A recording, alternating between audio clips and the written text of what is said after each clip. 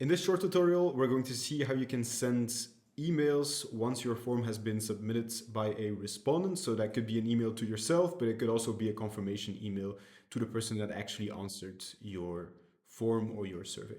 So we have this example sarcastic contact form right over here. Head on over to the integrations tab where you see this email integration right here.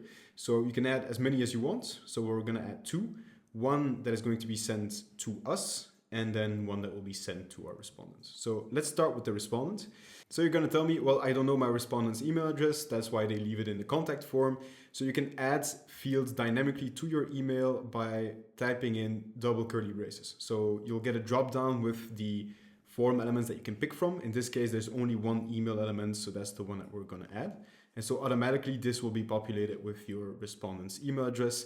And then you can type in the subject. Again, double curly braces allows you to choose which form element that you want. So let's say thanks for contacting us, because it's a contact form.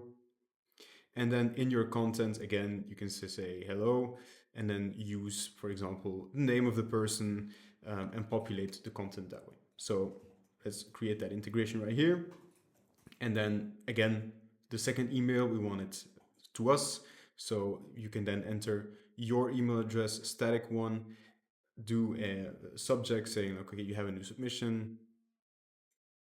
And then in your content, again, you can either select, put them all, or select specific elements that you want to be informed of when somebody provides you with a new submission. So that's how you build an email integration in Weavely and dynamically add data from your form into your email.